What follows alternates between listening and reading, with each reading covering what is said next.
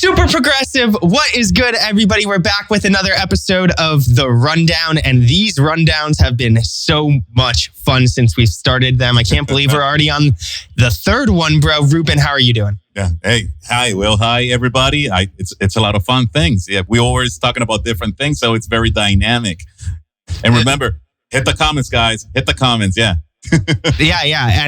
And it's been a crazy exciting week. I'm not sure if, some people have been reaching out, but the super progressive following has quadrupled in 1 week. So a lot of new followers. If you're new here, this is our time every week to discuss all things progressive, past, present, future.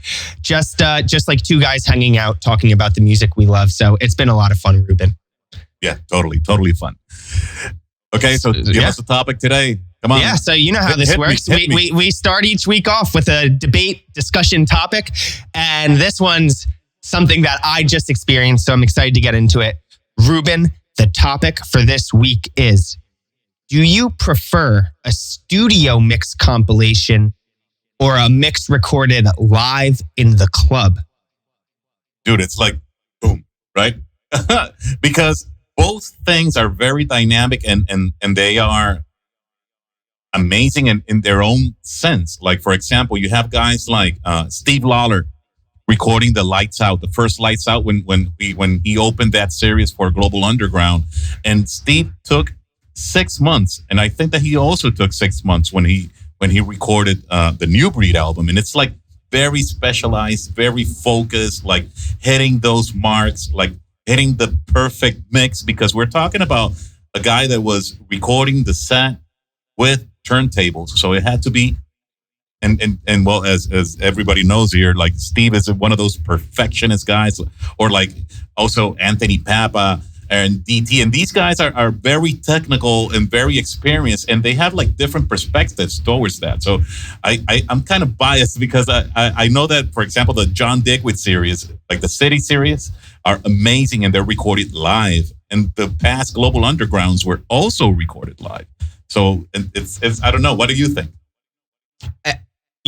About 48 hours ago, 72 hours ago, I was a studio mix guy through and through. I was like, why wouldn't you want to hear like the most perfect version of what these amazing DJs and producers had in mind, took the time to get perfect in the studio, to do things that they may not be able to do live. And then it all changed. And we'll talk about this more in the next topic. But after I saw John at Stereo, and it wasn't that set that changed it for me, but after I saw it on my 6-hour drive back from Montreal, I then put on the John Digweed Live in Montreal set. Yeah. And the way the live set transported me back into the club. For me, it's like this. We have all these amazing memories in the club and stuff. And I think the live mixes capture the essence of that club sound and brings, for me personally, it actually transports me back into the club and helps me more so relive some of the best experiences of my life. And so 72 hours ago, I was a studio mix guy. And now and I think it has something to do with seeing the DJ live and then listening to them live. But now I'm searching for all the live mixes. Like I'm just obsessed because, super progressive is like Global Underground, Renaissance, studio mixes. And now I'm making the switch. Well, but the thing is that, and when you capture a live set, it has its own intricacies and it transports you, right? But at the same time, you are one of the few that got to live the experience. And that is awesome for you. But maybe for people that weren't there, like the whole transition things at a certain point that were done directly towards a specific audience do not translate well in a global sense. And I remember that specifically because Danny Tenaglia was really adamant about that for years, because he grew up under the Larry Levan reconnaissance of his life. Like everything that Larry did is like this is scripture for this guy. It's like one of the 10 commandments. And Larry Levan said that he didn't like to record live sets because they didn't capture the essence of what was going on in the scene at that moment. And that's why Danny didn't like at some point recording that. And I understand that. But then again, as a guy that lives in Barranquilla, Colombia, it's like, how the hell am I going to get in contact with Danny Tenaglia live every week? It's impossible for me. So if I'm living in whatever country in the world and I want to hear my favorite DJs, I need that contact from those live sets. So that's why I'm kind of biased. Like, I love them, but at the same time, it's like the studio ones are so perfect and special. I love that. I love that you said that, because firsthand, working with Danny, I'm like, he doesn't release his sets. And if it is going to be released, he is listening to it so intently. It's like he cares so much that he can't have something that's raw out there. Like, it has to have, it has to live up to his standards. And then you have the spirit of Larry Levan in your ears, like remembering his teachings. I'm really happy you brought that up, bro, because I didn't know that. And now it's one of those things that all makes sense. You can talk it with him and he'll tell you all about it. He can brand about it. He can come into the channel and talk about that, because, hey, it's a thing that I understand. But at the same time, like I told you, like, I live in Barranquilla. I wasn't going to be able to go to ARC every weekend to listen to or party Danny Tenaglia, man. But if he recorded a set, I get to live that experience. But then again, like the professional sense and all the immediacy and how the edits and everything that comes in specially done for a studio set is just another kind of animal. It's very, very different, because what the city sets from Global Underground wanted to do at the beginning was reflect what the whole set was. And most of them were recorded live, and then they would kind of edit it out. They were recorded during 2 days, usually. So it had that spirit. But nowadays, it's like everything is in the studio. And it has like some kind of magic, but at the same time, it doesn't. I don't know. It's a very interesting kind of topic. I don't know now which one I prefer. Like, I am completely stumped. I am one leg on one side, one leg on the other. And I'm just totally, man. Oh, luckily, in real life, we don't have to make a choice. It's like, oh, epic live set here. Oh my gosh, a studio set here. It's all good to me, bro. I want it all. So, and those Bedrock John Digweed sets are just amazing. Those city sets are amazing, man. It's just... Let's get into it. We got to get into... John is a beast. Yeah. We got to get into this, like a review of this past weekend. Blow our minds about what that... Come on. Okay. So went up to go see John at Stereo Sunday night. There was a holiday in Canada on Monday, so this cool Sunday night set. I'll just give you guys a review of the whole trip, because so much about it played into it that had to do with the clubbers at the event, and not just John himself made this trip one of the best trips of my life. So some highlights. I drove up with my friend Ryan, who flew in from Minnesota. Ryan runs Medtronica, which is his page about kind of the intersection of electronic music and its healing capabilities for mental health and stuff. So different kind of perspectives, but we both love this music. We drove up on Saturday morning, got there, just relaxed on Saturday, walked around Montreal. Such a beautiful city. It reminds me of like a European Brooklyn. It has that whole vibe to it. It's like a European New York. It's amazing. And the people are fantastic. So the trip really kicked off with Sunday before the show. Ryan and I got dinner with these two amazing stereo heads. Guys who have been going to stereo for like a decade.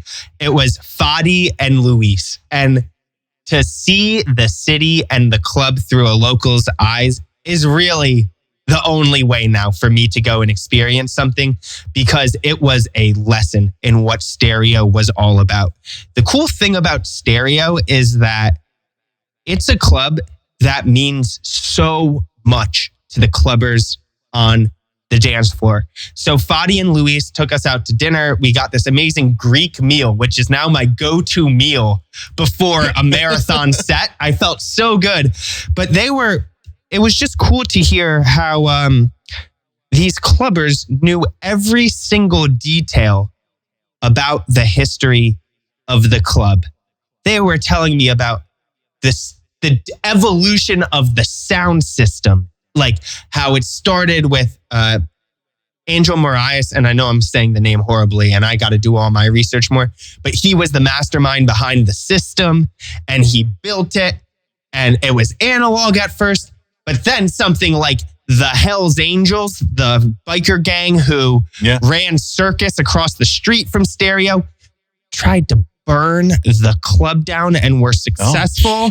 They were successful, burned the club down, and they had to damage the speaker system, but stereo would not be denied. They rebuilt the system, switched to digital, which I think in the grand scheme of things, all the stereo heads were like, oh, it's amazing, but you should have heard what the analog system was like. I'm like, dude, this is good enough for me. but it was really cool to hear how the clubbers all knew the history of the club, and it was super important to them. So I'm in the club, and it's like amazing. What Super Progressive has done for me personally, it's like the coolest thing ever. People coming up, introducing themselves, welcoming me to the club. But so picture this: stereo's like a rectangle, and the stacked speakers are in the four corners. And the cool thing is, they create a corridor around because they're not against the wall. And the wiring of the speakers actually goes straight under the bottom of the speaker into the ground and then is wired underground. So there's no cords anywhere. So you can walk 360 degrees around to each speaker. But then the guys in the club were like, no, this isn't truly proper, because some people were frustrated with the new layout of stereo that the speakers were 6 feet off the wall, because they were like, no. They used to be against the wall and you had 6 more feet of soundscapes. I was like, bro, it's 6 feet. And they were like, no, it should be in the corner. And I'm like, you guys are crazy. But so that's kind of my experience with like the clubbers and how passionate they are about the club. And now I'll talk about the set. Saturday night, I went over to Simply City, Caesar's house. Shout out to Caesar. He did everything, man. It's like, dude, Caesar is amazing, bro. Let's do this intro thing where Caesar recorded, as you know, the set, and he posted in his page, and it's gonna come soon to the Super Progressive SoundCloud channel, guys. So be on the lookout for that. SoundCloud, Mixcloud. We're starting a new series. This is my brain blast as I'm hearing him. So he invited Ryan and I over for dinner the night before the club night. And it's like, I was like pinching myself. I'm like, here is the resident DJ of stereo cooking us steaks and vegetables with his wife, he has this beautiful family. His wife's kid was there. We got to meet him, Derek, and he's super into video games and cars. And I was like nerding out about his computer with him. But I'm like, dude, we're sitting in Caesar's house. He's cooking us a steak dinner the night before his 4 hour opening set for John.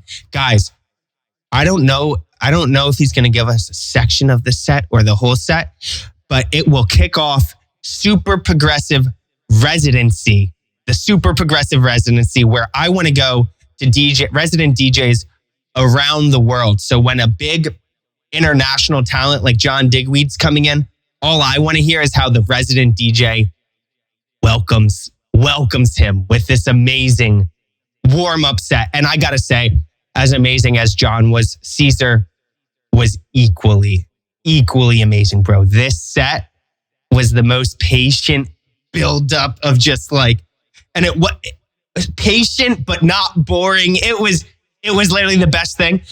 And I was like, 4 hours already gone. I was like, no. I see him leaving, and John is like, I'm so stoked for John. You know, you see John in the booth, and you just can't not look at him. Superstar in the building. Superstar in the building. I did not want Caesar's set to end. So, yeah, Caesar's set was amazing. John comes on at 4 a.m. and then for 9 hours, from 4 to 1. I thought I liked progressive bass sets a lot, but what John did with the techno and the progressive sounds sprinkled on top, it was, if you want to get a gauge of how the set went, it was so similar to his, not like similar, all the songs were different, but the same vibe as his Live in Montreal set. And dude, I'm a changed man. Like I used to be John live in Cordoba, but now I'm John live in Montreal. Even though I like it all, it's just like crazy. The Montreal album, I think it goes on for 12 hours. It's because he released the first part and then he released the second part. And it's like a three CD part with the last 3 hours, and it just goes bonkers, man. Dude, John is amazing. John is a beast. Yeah. And this is so you got into the John Digweed vortex. The vortex is what I was in. Yes. Yeah. And yeah, it was just the sickest freaking thing ever. That's all I can say. It was the best music, the best clubbers. That club is just like, I have no words. I gotta go there, man. I cannot. What I can't imagine is that this is the local club for people that live in Montreal. There were people that saw Dubfire Friday night, Marcus Schultz Saturday night, and then John on Sunday. 3 nights in a row, all night longs. I'm like, and then on top of that, in between all of those, they had Electronic Picnic going on, Louis Vega, DVS1. I was getting texts on Monday. I'm like in a coffin on Monday. I'm like, oh my God, I'm dead. And people are like, yo, are you at Picnic? I'm like, you guys, like, no, I'm dying, man. I'm dying. I'm like, you guys are messed up. Like, what do you mean you're at Picnic right now? We were just in the club for 14 hours. They were like, yeah, just another weekend in Montreal. I'm like, you guys are freaks. But yeah, then made it home. Basically, the set finished at 1. I went home to our Airbnb, slept from like 3 to 7. And I was like, I got to get home. So then did the overnight drive home. Talked to you yesterday. I was like, normally we record on Mondays. And I was like, dude, they're going to be like, who's this zombie on the stage? So I slept for 11 hours last night. And now I'm feeling back to health. Kind of. Yeah. Yeah. So John what Digweed. An awesome experience, man. John Digweed. Awesome experience.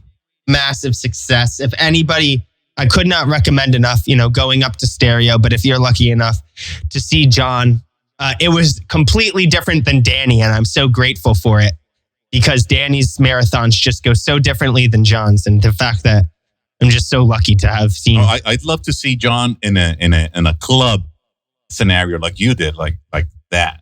It has to be a whole different experience. Oh my gosh! And I saw John a couple to like a festival kind of thing that he did in the back-to-back. Yeah. But well, we got to move on, and now it's time for Hall of Fame. You guessed it, guys. Hall of Fame.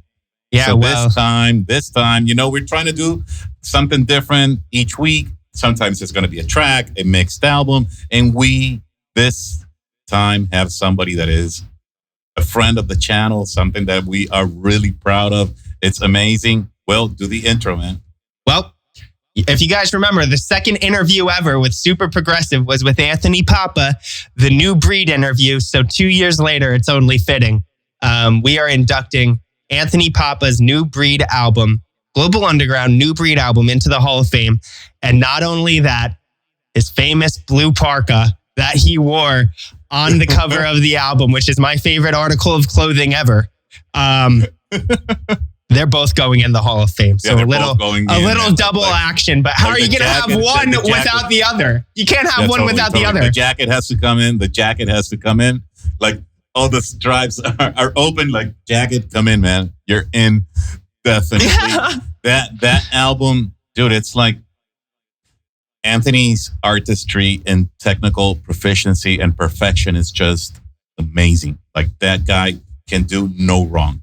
Like at any time. The time I opened up for him in a couple of years, and this guy came from like 3 whole days of not sleeping because he was playing at the Winter Music Conference back then, and the guy was just flawless, flawless. It's amazing. Yeah, Anthony has huge talent. Of course, that was like his breakout big debut worldwide. At that point, the Nubreed made that. Like, it was just specifically like the sound of the new DJ that was going to be incredibly prominent. And of course, Anthony Pappa fits in there perfectly. This album is amazing, guys. And I think so it came out in 2000, right? And if you listen, just listening to the album, it's not just Nubreed because it's a new DJ on the scene. You know, Anthony, he was really under, I think Dave brought him over to London from Australia. But it's not only a new DJ on the scene. If you listen, the sound of the album is just whoa, what is this? It's electric. And whenever anybody asks me, nobody asks me, I just go out of my way to say, I think he is the best technical mixer I've ever heard. I learned in the interview, he has a background in percussion, in drumming. And when you see him on the cue, just that's how he brings in a track, playing the congos on a freaking cue button to bring in. And you're like, what is this guy doing? Literally, what is he doing? More than Anthony's a master, man. You can't have a Hall of Fame of progressive house without Anthony in there. So yeah, totally. Anthony, thank you for the music. Thank you for being a style god with the jacket. So this is for you, bro. Huge honor for us to induct you, and would love to hear what you have to say about the album. Super progressive. Hi, this is Anthony Pappa, and I'd like to give a massive thank you to Super Progressive for inducting my Nubreed album into the Super Progressive Hall of Fame, as well as the legendary cover Blue Jacket. Thanks, guys. While I'm at it, thank you for all the support that you do, not only for me, but for other DJs and the progressive scene in general, from past and present. So thanks. I love your energy, love what you do, massive love. And I've got one short message to give back to you. Underground will live forever, baby. We just like roaches. We never die. Thanks, Trust. And on that note, let's get back to the program. Yeah. Thank you very much, guys. I appreciate it. Super progressive. Anthony, total god. Definitely worth everything, man. Thank you. And well, let's go ahead and talk about the new music, man. New music. I love new music. Yeah. So you have a track for us today? Yeah, I do have a track, and I'm going to need your help with the pronunciation of the artist. But my new track of the week, the past 2 weeks I've had old new tracks that were new to me. This is genuinely a new track, and this is Reflections on Celador by Hannes Bieger. Did I say that right? Yeah, it's Hannes Bieger.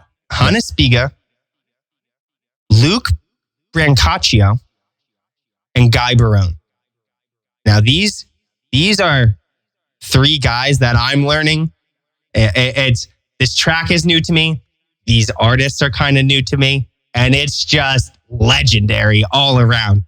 This track is Celador has that kind of dark techno vibe. And this is progressive. This track is progressive. And what made me fall in love with it, it's a beautiful track, but to see Hannes on the modular synth in that clip that he posted, bringing it together, I was just this is the coolest thing. And I had a special moment with this track because I didn't know it at the time, but I saw Dave and Steve road test it at Studio 338 in London. So and I remember I have it on film, you got the premiere outside. I dude, and I was up in the Widow's Walk, up top, trying to get video for Dave, and you just see the sea of fans just go crazy. So yep, that's my track of the week. We're gonna have a little bit more for you about this track in a exciting future interview that will be out soon. I don't want to spoil it yet, but that is my track of the week. Reflections, out on Celador Recordings. Link is in the description. That is Hannes Bieger, Luke Brancaccio, and Guy Barone. Total legends. Dude, I gotta say that Celador is just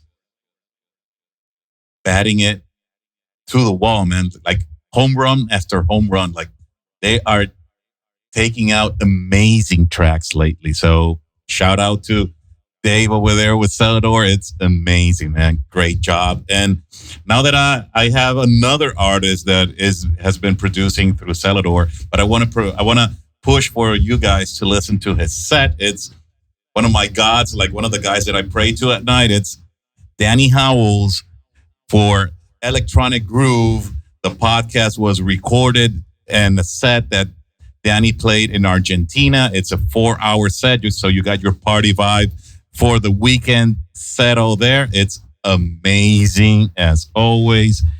Future sexy, funky tech house. You know how it is with Danny always, dude. It's it's everything. Well, because one of the things that just blows my mind always with Danny is how perfect everything is. It's like the dude can do no wrong. And this is a live set. Like we just had this discussion. It's a live set, dude. It's not only that the tracks are in key, it's that everything blends perfectly.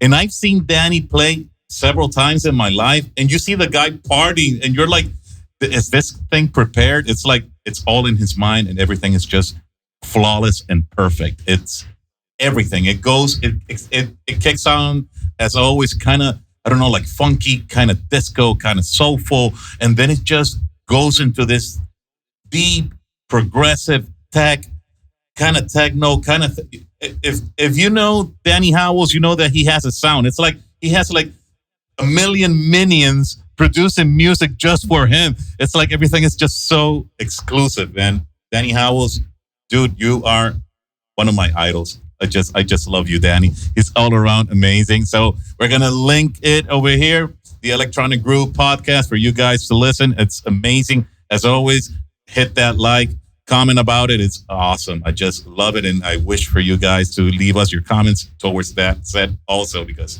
it's fantastic. I mean, dude, Danny Howells in Argentina. I could not think of like a cooler combo of place and DJ.